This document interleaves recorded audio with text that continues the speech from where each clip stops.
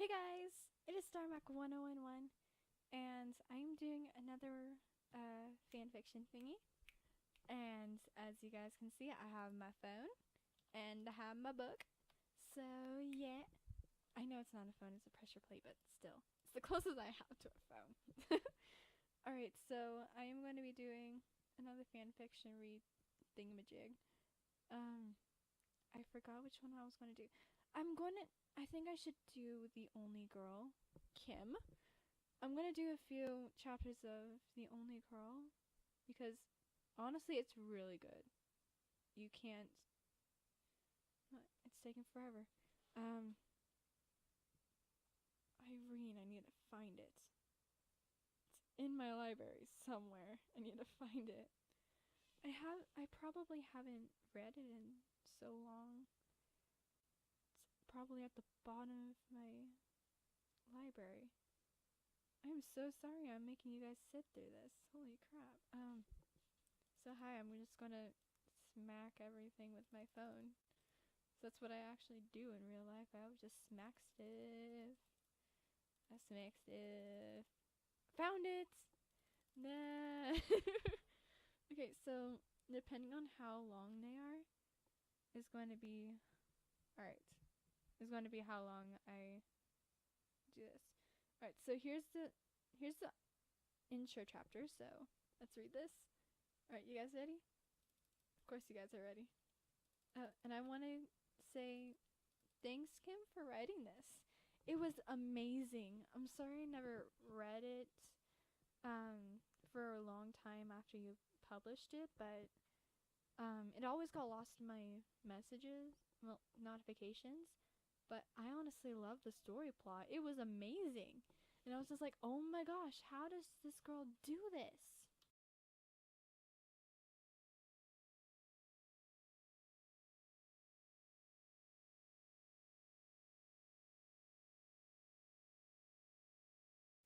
And I clicked something. Whoops. Sorry, guys.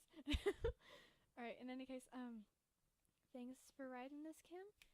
I know all your books are really good. She's started the sequel to this. This is The Only Girl. The next one is The Broken Girl. And honestly, she's the one that kind of gives me the ideas for the titles of my books. So, yeah. Alright, so intro chapter. Let's start this after 250.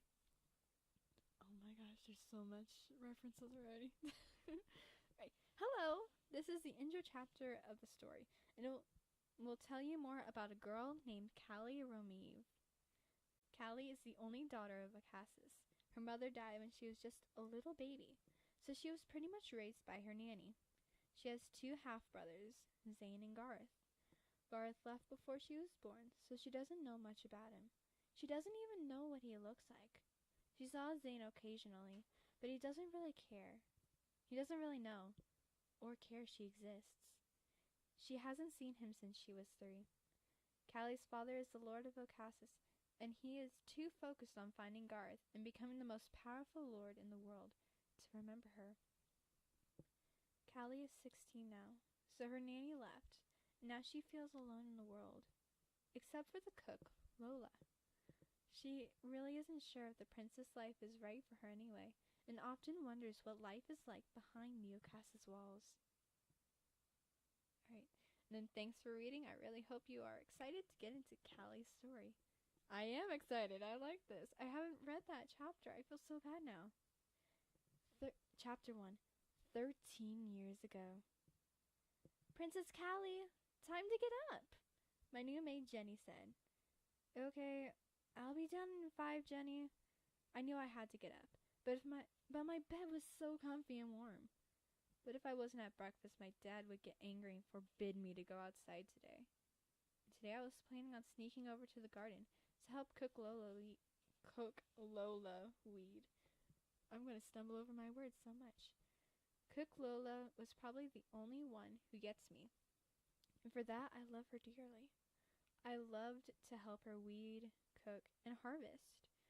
But I have to sneak around my father. I'm sure he means well, but it doesn't come off that way. At the table, I don't even think my father would have missed me.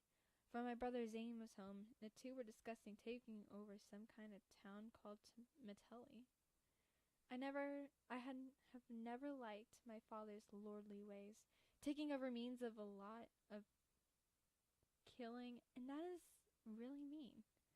Once I finished my breakfast, I ran to my room to get changed. Chapter 2. Miss Callie, good to see you this fine morning. Cook Lola greeted me. I had made it out to the garden and was ready to help Cook Lola with whatever she needed. Miss Callie, if you would like, you can start weeding the carrots, Cook Lola said. Her eyes twinkled, as we both knew very well I would love to help her. I began weeding carrots, and she took the potatoes. We chatted as we worked, as always. Cook Lola, did you know my father was planning to overthrow another kingdom? I asked. Sweetie, you know I don't meddle with your father's business, but Mr. Zane is here, so I knew something big was going to happen.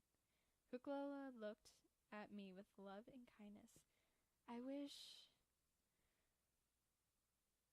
he would just be happy with all he has. He wasn't always this way, was he? I asked Cook Lola, wondering what it would be like if he was. She was hesitant to respond, and she had sadness in her eyes as she did. He was happy, once, before your mother died. She made him laugh, and she was always kind and happy. She was a lot like you, Miss Callie. She would help me, and always had kind words for her villagers. Tears had appeared in her eyes, for I knew my mother and her were quite close. Alright, author's note at the bottom. Thanks so much for reading. I hope you like this chapter. I like it. I feel so bad for not reading so in depth before.